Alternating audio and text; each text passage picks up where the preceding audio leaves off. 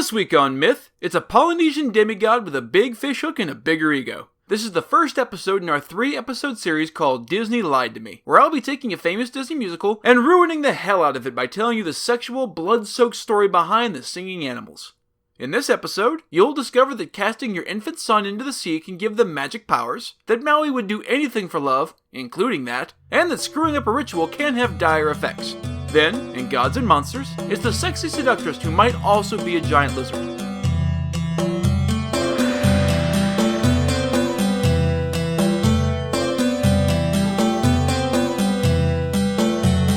This is the Myths Your Teacher Hated podcast, where I tell the stories of cultures from around the world in all of their original, bloody, uncensored glory. Modern tongues of these stories have become dry and dusty, but I'll be trying to breathe new life into them. This is episode 10, Maui, his brother Maui, and his other brother Maui. As always, this episode is not safe for work. Many of the Polynesian cultures, Maori, Hawaiian, Tongan, Tahitian, Mangarevan, and Samoan, have a shared mythology. The details differ somewhat, but the core stories are surprisingly consistent across thousands of miles of ocean. This week, we'll be covering part of the story of the trickster god Maui, and you know how much I love trickster gods. The Maori version of the story is the most complete, so it'll be used as the main source for the story. Hina was pregnant again. She'd had 4 sons without any problems, but this one was different. This one was coming early. She screamed bloody murder in her labor pains, and gave birth to a son, but over a month premature. Hina knew that the boy had no chance of living, and his dying would be very painful, so she did the only thing she could do. She decided to throw him in the ocean to fucking drown. It was a rough decision, and she didn't like it, but she didn't have much choice. It's not like they had hospitals at this time. To comfort the boy, she cut off a lock of her topknot, her tiki-tiki, and wrapped the infant in it before giving him to Tangaroa, the ocean. She didn't look back as the waves carried the boy away. The world was not yet done with this boy, however, and the spirits of the ocean found him. Seaweed wrapped itself around him and gently rocked him to sleep as it carried him along. Jellyfish floated up and swarmed around him to protect him from the sharks. Soon, he was carried across the waves and onto a distant beach. The ocean had less power there, so the birds and the flies swarmed around waiting for the boy to die so they could rip him to shreds and eat his ass. The ocean spirits went to find old man Temenua Rangi, who I'll call Rangi from now on, the great god of the sun. The wise old man decides to raise the boy. The boy became something like a grandson to Rangi, and he takes the boy with him to his house to warm up in front of the fire. Maui, who doesn't have a name yet, but we'll call him Maui for convenience, puts up with being isolated from the world, speaking only with the spirits of the ocean for as long as he can, but eventually he's going fucking stir-crazy, and being a hormonal teenager didn't help shit. His grandfather had taught him all the magic and combat that he knew. The boy was clever, so now he knew just about as much of both as his grandfather, the sun god. He demanded of his grandfather to know who his mother was, and why she hadn't come to visit him not even once, not even on his fucking birthday. Granddad tells him about Hina throwing him into the ocean when he was first born, so he thinks maybe she's an even shittier mother than he first thought. Granddad explains the situation to the boy, and he decides he can forgive her, but he needs to talk to her. At around the age of 13, he leaves his idyllic island for home. The teenager emerges from the ocean, lean and tall, with the awkward grace of a puppy whose paws are still too big for it. He goes to his mother's house and decides, fuck it. Instead of knocking, he opens the door and sneaks inside. He hears the sounds of laughter from the great house of assembly, the marae, and decides to join in. He finds his 4 brothers dancing and wrestling with their cousins. He leaps into the fray, and the boys wrestle with his newcomer because, fuck it, fresh meat. The boy is lean but strong, and he does well. Hey, you're pretty good, man. I don't think I've seen you before. Who are you? I'm the son of Hina. Bullshit. We're the sons of Hina, and you're not one of us, says the youngest brother.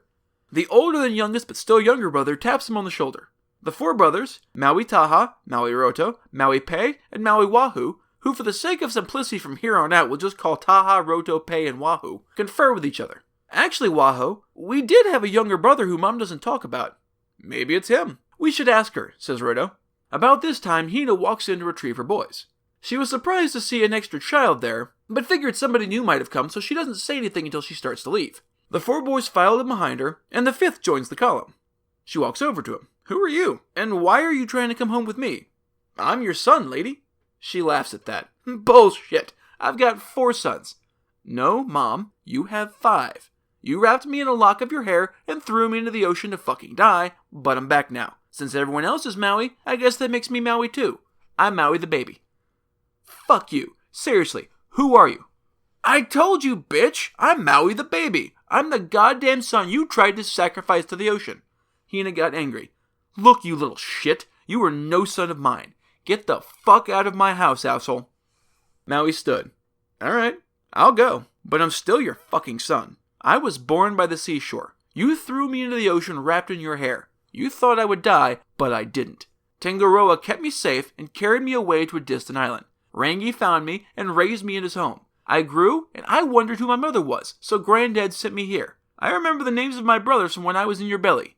Yes, he, as a fetus, was capable of memories spanning decades, but weirder shit is going to happen, so just roll with it. My brothers are named Taha, Roto, Pei, and Waho, and me, I'm Maui the goddamn baby. Hina began to weep. Oh my fucking god. You really are my lost son come back to me. Your name will be Maui Tiki Ahina, which means Maui formed in the top knot of Hina. And of course you can stay here. And with that, she rushed to her son and grabbed him in a big bear hug and proceeded to thoroughly embarrass the shit out of him with kisses. Maui's brothers are naturally a little jealous of all of the attention being lavished on the new kid. Which, give me a break guys, he's been dead for over a decade. Give her a little time to be happy before you get all pissy. And it gets worse when they get back to their home. Night was falling, and Hina invited Maui to sleep in the big comfy bed with her. Not like that, this isn't a Greek myth. Are you fucking serious? None of us has ever gotten to sleep in the good bed. This is bullshit. Fuck that new guy. Fortunately, Taha had a little time to cool off on the walk home, and he'd had enough of this shit. Come on, guys, let's not be giant dicks. So we've got a new brother. So what? Look how happy it's made our mother. Besides, what are the options? Be mad at him forever and try to fuck him over? Also known as exactly what the brothers in a lot of myths would do? Or let this go. I say, let's be at peace and welcome our new brother. The other brothers saw the wisdom in this, and they decided to welcome Maui into their lives as their brother. Maui fell asleep in the most comfortable bed he'd ever been in, and he was content. The next morning, he woke early, but his mother was already gone. He looked for her, but he couldn't find her. He woke his brothers to ask where she was. Pei aunt. Fuck if we know. She does this all the time. She'll be back tonight. Sure enough, she reappeared as the night fell, with no word of where she'd been all day. For the next few weeks, this happened every goddamn day. Maui kept trying to figure out where she was, but it never worked. He even tried to stay up overnight, but being a kid, he fell asleep near dawn just long enough for his mother to vanish. After racking his brain, he finally came up with an idea. He went to bed as usual that night, but he only pretended to sleep. Once the house was quiet, he got up and stole all of his mother's clothes and her apron and used them to block the windows and close up every crack and chink in the house. When dawn came, no light entered the windows, and his mother slept on. Satisfied, Maui climbed into bed and fell asleep. Near noon, Hina woke and stretched luxuriously. She felt like she'd slept forever, but it was still dark, so she had plenty of time. She woke and went to dress and discovered her missing clothes. Confused, she looked around and saw her clothes covering the windows. Beginning to panic, she pulled her dress down and realized it was full goddamn daylight. Shit, I'm late, I'm so fucking late. She pulled on an old cloak and rushed out into the street. Maui had woken up when his mother was frantically dressing, so he snuck out after her. He followed her out to a field near the house, and was only a little surprised to see Hina pull up a tuft of grass, revealing a hole in the ground. She jumped in, pulling the grass back into place behind her. Maui waited a long 5 count, then rushed out and pulled up the tuft. Beneath, he saw a long, gently curving passage deep into the earth. I don't know where I thought she was going, but it sure as shit wasn't this. Maui ran back to the house and woke up his brothers, who were lazy pieces of shit and still asleep. Wake up, assholes! Mom's gone again. Wanna guess where? There's no fucking way you're gonna guess. No one felt like venturing any guesses. Maui sighed. Where's your sense of whimsy? Fine. She went into a hole hidden under a tuft of grass. And? Why should we give a damn, little brother? We're happy, bro. Don't rock the boat. Maui, being a nascent trickster god, was cursed with an overactive sense of curiosity and couldn't leave it alone. He had to know where the hell his mother kept going. Fine. Be boring if you want. I'm gonna follow her. He pulled the tuft of grass aside and looked down. It was a long, long way down. He didn't know how far the hole went, so he used the magic his grandfather had taught him and turned himself into a pigeon. He flew for a long time and the passage just kept on going. Sometimes it was barely wide enough to flap his wings, and sometimes it was so wide he could barely see the edges. Finally, off in the distance, he saw a grove of manapau trees with people sitting under them. Maui flew to the grove and sat on one of the branches. Up close, he could see that amongst the people under the tree was his mother, sitting with a man. He looked enough like Maui and his brothers that Maui knew this man had to be his father. Deadbeat dad. He hopped to a lower branch to try and hear what they were saying. He still couldn't hear anything, and he got bored. He decided to get his father's attention. Maui picked one of the berries from the tree, took aim, and dropped it on his father's head. The man slapped the berry, then realized what it was. Just a berry, no big deal. Maui grabbed another berry and dropped it on his father's head again. And again. And again. He kept throwing berries until everyone had stopped what they were doing and stared at this weird little pigeon raining berries down on one particular dude. Annoyed, the people picked up rocks and berries and threw them at Maui to try and make him go the fuck away. But Maui dodged everything nimbly and kept throwing more berries. Finally, Maui's father, who was still being pelted with berries, picked up a rock and threw it at the pigeon. If Maui's beak could have smiled, it would have. Bingo. He carefully stepped in front of the rock so that it hit his left leg. Maui dropped from the tree, pretending to be much more hurt than he actually was. The people rushed to catch the falling pigeon, but stopped short when the pigeon abruptly changed into a teenage boy. "Well, shit," said one man. "No wonder the fucker was acting so weird. It wasn't a damn pigeon at all. It's just some boy." "No," said another. "He's definitely a god. He's just changed from a bird into a person. That's not normal." Hina spoke up. I think I might know who this is. He looks a lot like someone I see when I visit my kids. Let me ask you, kid, where did you come from? From the west?" "Nope." "From the northeast then? The southeast? The south?" "Keep trying." "Was it the wind that blows that brought you here?" "Getting warmer." Hina nodded. "Everyone, this is my son Maui. Maui, this is your father, Makea Tutara, god of the underworld. Makea Tutara, this is your son. Wait, so dad's a god, and you're human? That wouldn't be that weird, but no, honey, I'm a god too. That makes you potentially a god too. See, in the Polynesian pantheon, godhood is not inherently inherited like it is from the Greek pantheon. It just makes it possible." Maui's father, impressed at Maui's daring and his abilities with magic, embraced him. "Good to see you, son. You're pretty fucking cool. You know what we should do? We should make you immortal, a full god. Come with me. I'll perform the ceremony that's been observed by the fathers of our people for generations." He led Maui to the banks of a beautiful stream that flowed through the grove, and the people all followed. With prayers and sacred incantations, Makea Tutara baptized Maui, cleansing him and making him sacred. Makea Tutara was incredibly proud of his new son, and was overwhelmed with emotion. This makes him a better dad than most gods, but it also fucked over Maui because the god of the underworld was distracted and missed part of the prayer. It wasn't until he was alone after the ceremony that he realized he had forgotten something super fucking important. Makea Tutara dropped to his knees in despair. "I'm sorry, my son. I fucked up. I was so happy about what was happening that I forgot part of the prayer. You're not immortal, my son, and I can't undo it. One day, you will surely die.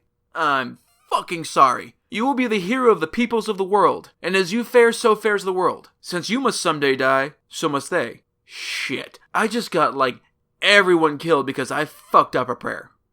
You'd think he'd have been more serious about it if it had such dire goddamn consequences, but he was a little surprised by having a magic son, so maybe he can be forgiven. He didn't want to ruin Maui's day, or Hina's joy at her son returning, so he didn't tell anyone what he had figured out. Unlike the version in the Disney story, Maui grew up to be a lanky and less than handsome young man. His brothers had all found wives and moved out, and his mother started dropping not-so-subtle hints that it was time for him to get his ass out of the house and find a wife. Maui was amiable to this since he had already fallen deeply in love, or at least in lust, with Rohei, the daughter of the neighboring chief Marutewariaitu. She was as beautiful as Maui wasn't, and neither she nor her father showed any interest whatsoever in Maui's offer of courtship. Maui, undeterred, decided to be persistent, some might say creepy. He went ahead and built the house for them to live in, despite the woman having no interest in him whatsoever. When the place was finished, he asked her to come with him again. "Seriously, take no for an answer, Maui." Maui shrugged. "Nope, I don't give up. Ever. I'll just fuck you till you love me." And with that, he kidnapped her and used his powerful magic to carry her away to her new home. She was in awe of this powerful man, and probably more than a little terrified, so she resigned herself to being married to a kidnapper and sexual predator. Besides, she still had hope that her father could do something about this shit. Her father, as one might expect, was pissed right the fuck off. He began planning to crush the insolent Maui for stealing his daughter. That night, he dreamed a warning that Maui was too much for him and should be left alone. He woke and contemplated the dream, but decided fuck it. He couldn't just sit around and let this happen. He had boats built and soldiers readied. The next day, they would sail to Maui's island and kill every last motherfucker there in retribution. Maui, who had been spying on the preparations as a bird, conjured up a massive storm and sent it after his father-in-law. The storm tore through the fields and utterly destroyed all of their crops. That got Marutewariaitu's attention. He realized he was boxing way above his weight class. Supposedly, his daughter was happy with her new husband, but probably she was just a decent actress. She would eventually succumb to Stockholm Syndrome, but surely not yet. and he decided that war would be the end of his people. He used his canoes to go out and trade for the food he now desperately needed to avoid starvation. Maui was content, but this is a myth, so that shit can't last. He began to have dreams telling him that he would soon be called on to fulfill his destiny as the son of a god. Maui didn't know exactly what form his trials would take, but he figured it would be a good idea to be armed with something as powerful as he was. Problem was, he had no idea what that something would be. He spent the next few days pacing in front of his house deep in thought. Everyone left him alone during this time, except for one man who would come by every day at noon with a bundle. After a few days of this, Maui figured this bundle was food and wondered who it was for. The next day, he stopped the man and asked, "Oh, it's for your ancestress, Muri Wenua. She lives in the house over yonder." "Huh, never met her. Tell you what, I'll take the bundle today. Give it here." The man immediately obeyed the scary demigod who had decimated an entire island just for trying to stop a rape. And Maui walked off to meet the old woman he was related to. When he walked in the house, the old woman blinked at him. Either the dimness or her own bad eyesight kept her from realizing that this was a different dude than usual, probably a little bit of both. From then on, Maui would stop the man and take the bundle of food himself. One day, after establishing this pattern, Maui took the food from the man, but waited most of the day to take it. Muri Wenua began to get hangry. Where the fuck is that asshole with my food? I'm nearly hungry enough to eat him along with the fucking meal. She sniffed the air and found that no one was near her except to the northwest. From that direction, someone was present and coming this way. When she judged him close enough, she shouted, "I know you're there. Speak up." "Wasn't hiding," said Maui. "Behold, Muri Wenua, I am come." "Who are... Maui? Are you Maui Tiki Tiki?" "In the flesh," he said with a bow that she could not see. "Lucky for you that I figured out who you were. If I weren't related to you, I'd have eaten you whole." "I'm starving." "Why have you tricked me like this?" "Because, old woman, I want you to think about who's bringing you the food instead of the food itself. I have a favor to ask." "And you think that starving an old woman is the way to get it. What do you want?" "I want the jawbone of my great ancestor. Mom says you have it, and I needed to fashion a weapon." "Is that all? Fuck you, asshole. That's reserved for you anyway. You didn't need to starve me for this. It's yours. Just get my food." So Maui brought her meal and took the jawbone from the wall where it had been hung. He shaped and carved it into a massive fishhook that he could use just as easily as a weapon or a tool. Once he was done making his weapon, he thought about what he should do. He looked up at the sky, which wasn't hard since the sky was much lower in those days, and rested on the tops of the trees. In the beginning, the sky had rested on the ground, but the trees had sprouted and pushed the sky up, making room for man and animals. The weight pushed the leaves flat, and flat they have remained to this day. He had thought that the world would be nicer if the sky and the sun were farther away. With the sky so low, the sun was blistering in the day, and the darkness was impenetrable at night. She told Maui that this would be a good first test. He accepted. He went into the foothills of the island, braced himself, and then lifted the sky off the trees. Carrying the sky on his shoulders, like Atlas in Greek mythology, who we'll get to, he walked up the side of the mountain at the center of the island. Finally, he reached the peak, and with a mighty shove, pushed the sky above the mountain peak. The clouds were not fucking happy about being forced away from the earth, and sometimes, when they feel particularly ornery, they fly close to the island full of piss and vinegar, but more accurately, lightning and rain, to punish the fuckers who get to stay on the land. They never stay for long though, because they fear that Maui will come back and shove them even farther away, and they may not be able to return at all. Another day was already gone, and Maui thought that was bullshit. The days were way too short, and there was so much he needed to get done. He looked around, and noticed that the humans had the same problem. They worked frantically from sunup to sundown, because they had so much to do and no time to do it. It left little free time to enjoy the day. Maui liked humans, and besides, he wanted more time too, so he decided to do something about this injustice. It also upset his mother Hina, who never seemed to have time to pound out the wet bark into cloth, called kapa, and make food. It wasn't just that the days were short, it was the sun was kind of a dick. See again the main thesis of this podcast, that sky gods are assholes. See, in those days, the sun didn't slowly rise and set. He would leap suddenly from the horizon to directly overhead. When he grew tired of being in the sky, he would drop just as suddenly back to the horizon. No sunrise, no sunset. It was like turning on and off a light switch. The more Maui thought about this, the more he felt that he needed to teach the sun a goddamn lesson. The sun was powerful, so if he was going to see it through, Maui was going to have to do something big. He went to talk to his brothers about his idea. "Okay, I get the gist of what you want to do, Maui, and everyone would certainly appreciate it, but how the fuck are you going to make it work?" asked Taha. "Oh, that's the best part. I'm going to make a noose and throw it over the sun in the sky. Then I'll drag on the rope to make him go slower." "That's insane," said Waho. Pei laughed. "He captured the daughter, so now he thinks he can capture the sun? Dumbass." Everybody glared at Pei for that terrible pun. "Dude, the sun is like really big and really far away. How can you possibly catch it with a rope? And even if you do, the sun will just burn through the thing, added Roto. Maui laughed. Bros, you've seen me change forms and summon storms. Do you really think I would propose this if I didn't think I could do it? Watch and learn, guys. The brothers begrudgingly acknowledged this fact and agreed to help. First, they needed the rope. Maui spoke to his mother about the problem of making a rope that wouldn't burn. She smiled and unbound her hair. She took a long tress and cut it off. Weave this into your rope, and my magic will keep it strong and safe from the fire. He then set his brothers to work twisting, plaiting, and spinning a rope of flax in Hina's hair, which was the first time that anyone had seen the braided rope technique, which Maui happily shared with humans. After days of rope making, they next had to gather enough food and supplies for the trip. They spent more days gathering and bartering for the things Maui needed, but at last they had everything. Satisfied, Maui led his brothers out to rope the sun. They traveled all night, and when morning approached, they hid themselves securely in the desert where the sun, whose name was Tamanui Te Ra, not unlike the Egyptians, although the stories differ greatly, wouldn't be able to see them. They stayed there all day, hiding and resting, and set out again once night fell. They traveled like this for weeks, and finally came very close to the place where the sun rises, the volcano Mount Io. The next night, everyone got to work in the darkness. They built a large wall of clay, and built huts at the end of the walls to hide in, disguised with brush to look like the rest of the forest.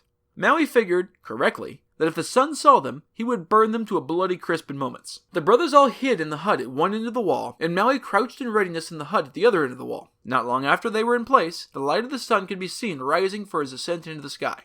Maui hissed loudly at his brothers, who had become mesmerized by the beauty of the sunrise that could only be seen this close up. Get the fuck back in the hut, assholes! If the sun sees you, you're toast! They jerked back to reality and hid. Moments later, the sun burst up into the sky, and Maui hurled his lasso after it. It hung frozen in the blue for a long moment, but then landed securely around the sun. The rope tightened, and everyone hauled on the rope. The brothers together on one side, and Maui alone on the other. Ra realized that he had been caught, and began to buck and struggle. Tying his end of the rope to a tree, Maui took up the magic fishhook, made from the jawbone of his divine ancestor, and proceeded to beat the ever-loving shit out of the sun. The once perfect cylinder of the sun's edge buckled and twisted into the sharp, irregular rays that it now has.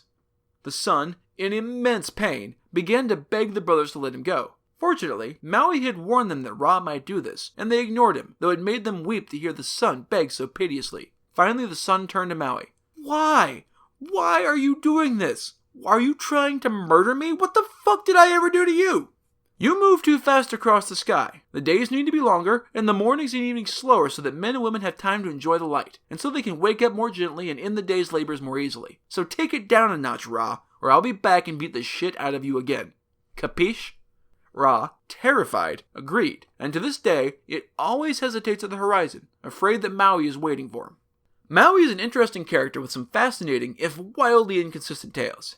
Hina, his mother, is a moon goddess, and is often seen as the goddess of the sharks. In many stories, she is instead Maui's sister, or even his wife, but not also his mother. I've gone with the mother angle in this story for consistency with the kidnapping of his wife, since the tale of how he meets Hina as his wife is very different and doesn't fit well with this group of tales. There's a lot more to say about Maui, so he'll be back in future episodes, and we'll definitely see the courtship of Hina.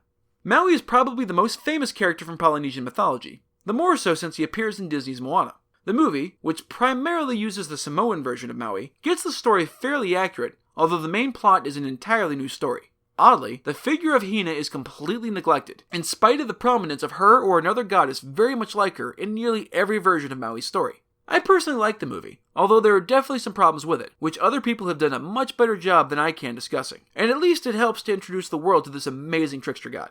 What can I say except it's time for Gods and Monsters. This is a segment where I get into a little more detail about the personalities and history of one of the gods or monsters from this week's pantheon that was not discussed in the main story. This week's monster is the Mo'o, from Hawaiian mythology. The word Mo'o means lizard god, which is a pretty accurate description. The creatures were usually guardian spirits, protecting people, villages, and wild locations, especially where freshwater springs flowed, although in some stories the creatures are malevolent and incredibly dangerous. Most, though not every, depiction of the Mo'o is female, and the tribes would often honor the local Mo'o in hopes that she would use her ability to manipulate the weather to help the tribe. Besides, if you pissed her off enough, she might just summon a massive wave to sweep you off the trail, or drown you in a pit of poisonous phlegm, and isn't that a fucking terrible way to go? The lizards were usually depicted as 35 to 40 feet long with shiny black scales, and could change shape, often to become beautiful, seductive women. The only clues that you are near the pond of a Mo'o is that the fish from the pond will taste very bitter, and the presence of foam on top of the water.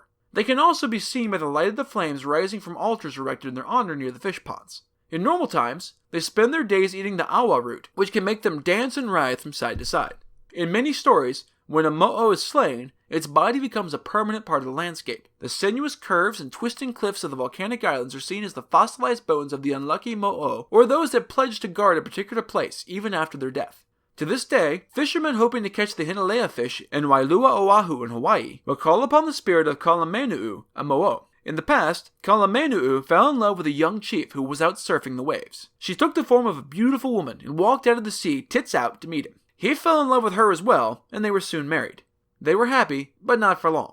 Her cousins, Hinalea and Aikolo, came to the young chief and revealed to him that his lovely, brushing bride was, in fact, a giant lizard monster. The chief was heartbroken and abandoned Kalamenu'u, fucking pissed that her cousins had ruined her life without any real cause or justification other than being fucking dicks. She went looking for them. They feared her wrath and turned into tropical fish and swam down into a crack in the seafloor. Unwilling to let this get in the way of her completely justified anger, she wove the very first fishing net trap and used it to capture the pieces of shit that had betrayed her. As a goodbye to the chief she still loved, she gave him the fishing net so that his people would have an abundance of food. Though he is long dead, she pines for him still. If you ask her nicely, she will drive the Hinalea, the fish that her asshole cousins turned into when they tried to escape, into your nets. That's it for this episode of Myths Your Teacher Hated. Keep up with new episodes on our Facebook page, on iTunes, on Stitcher, or on TuneIn. Or you can follow us on Twitter as @HardcoreMyth. You can also find news and episodes on our website at mythsyourteacherhated.com. If you like what you've heard, I'd appreciate a review on iTunes. These reviews really help increase the show's standing and let more people know that it exists. I want to give a special thanks to mrich616 for the review on iTunes, and ZDesigner on Reddit for the feedback. If you have any questions, any gods or monsters you'd want to learn about, or any ideas for future stories that you'd like to hear, feel free to drop me a line. I'm trying to pull as much material from as many different cultures as possible, but there are all sorts of stories that I've never heard, so suggestions are appreciated. The theme music is by Tiny Cheese Puff, whom you can find at Fiverr.com. Next time, we'll be keeping with the theme of stories that Disney sanitized. It's the story of Sleeping Beauty, or rather, one of the earlier tales that inspired it. As you probably know by now, this story is not going to be nearly as romantic as the Disney version, so prepare to have your childhood ruined a little. You'll learn that Prince Charming was anything but, that splinters can be murder, and that evil queens used to be a lot more evil and a lot more justified. Then, in Gods and Monsters, it's an Italian goat woman who might be smarter than you. That's all for now. Thanks for listening.